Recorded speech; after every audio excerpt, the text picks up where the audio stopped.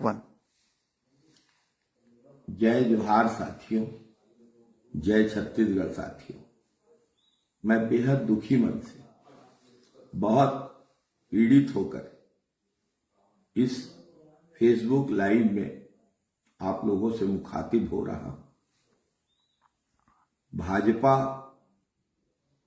पूरे छत्तीसगढ़ में और खासकर बलौदाबाजार विधानसभा क्षेत्र में एक बहुत बुरी हार का सामना करने जा रही है। भाजपा प्रत्याशी को स्पष्ट हो गया है कि वे यह विधानसभा चुनाव हार रहे हैं और हार सामने देख के भाजपा किस सीमा तक गिर सकती है, भाजपा के प्रत्याशी किस सीमा तक गिर सकते हैं, यह आज स्पष्ट हो गया है। देश का कानून यह कहता है, निर्वाचन कानून यह कहता है कि चुनाव के लिए छपवाई जा रही हर सामग्री में प्रकाशक का नाम, मुद्रक का नाम और प्रकाशन की संख्या हो सकती है। किसी भी व्यक्ति के चरित्र हनन के लिए किसी भी तरीके की ऐसी आपत्तिजनक बात का सहारा नहीं लिया जाना चाहिए, लेकिन भाजपा को देश के कानून का पालन नहीं करना है, भाजपा को चुनाव में निर्वाचन कानून का पालन नहीं करना है और भाजपा ने बलौदाबाजार विधानसभा चुनाव में मेरी बदनामी के लिए, मतदाताओं के आगे मेरी गलत छवि प्रस्तुत करने के लिए जिस तरीके की हरकत की है, जिस तरीके से निर्वाचन कानूनों का उल्लंघन किया है, वह तो सीधे सीधे देश के कानून को और निर्वाचन आयोग को एक चुनौती, बलौदाबाजार के मतदाताओं को एक चुनौती।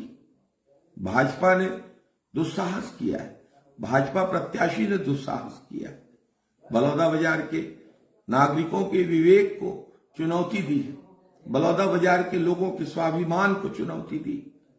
भाजपा प्रत्याशी की इस हरकत से, उनके परिवारजनों की इस हरकत से स्पष्ट हो गया है कि भाजपा चुनावों में किसी भी सीमा तक गिर सकती है। आखिर सही तरीके से प्रचार करने में, सही चीजों को सामने रखने में भाजपा को क्यों विश्वास नहीं है? और अगर भाजपा के द्वारा कही गई बातें सच है तो फिर भाजपा ने निर्वाचन कानून का उल्लंघन करते हुए प्रकाशक मुद्रक का नाम और संख्या क्यों नहीं डाली? इन पर्चों के प्रकाशन के लिए निर्वाचन आयोग से जो अनुमति लेना चाहिए वो क्यों नहीं ली? ऐन मतदान के दिन के पहले रात 12 बजे के बाद भाजपा की अनेक गाड़ियां निकलती हैं और पूरे विधानसभा क्षेत्र में इस प्रकार का दुष्प्रचार करने वाले झूठे पर्चे डालती है। ये तो सीधे सीधे भाजपा का बहुत बड़ा अपराध है। और गाड़ी भी कहां जाके रुकती है? भाजपा प्रत्याशी के घर के सामने। भाजपा प्रत्याशी के स्वयं रिश्तेदार गाड़ी से कूद के घर के अंदर भाग जाता है। कांग्रेस के कार्यकर्ताओं ने कानून अपने हाथ में नहीं लिया, लेकिन उसके घर के अंदर घुसने की कोई कोशिश नहीं की। लेकिन अगर ऐसा होता तो कितनी विचित्र और भयावह स्थिति होती। एक और कांग्रेस के नेता, कांग्रेस के कार्यकर्ता, एनएसयूआई के कार्यकर्ता श्री सूर्यकांत वर्मा और उनके सारे एक एक कानून को पालन कर रहे हैं, हर सावधानी बरत रहे हैं। दूसरी ओर भाजपा सीधे सीधे इस प्रकार के दुष्कृत्यों में लगी हुई है। मैं बलौदाबाजार विधानसभा के मतदाताओं से हाथ जोड़कर विनती करता हूं, अपील करता हूं कि भाजपा प्रत्याशी को उनके इस ओछी निम्न स्तरीय हरकत के लिए सबसे उपयुक्त सजा यही होगी कि पूरे विधानसभा क्षेत्र के मतदाता फैसला ले, भाजपा प्रत्याशी को वोट देना ही नहीं। जो व्यक्ति वोट के लिए इतना गिर सकता है वो आगे चल के क्या करेगा ये स्पष्ट है।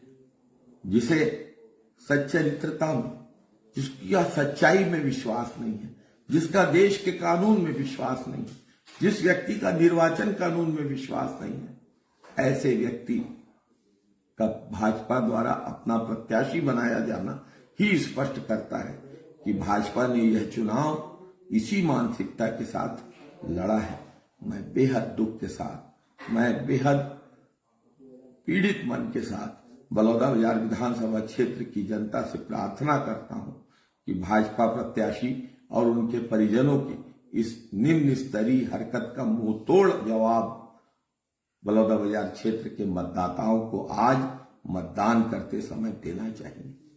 यही निवेदन करके, यही प्रार्थना करके मैं अपनी वाणी को विराम देता हूं।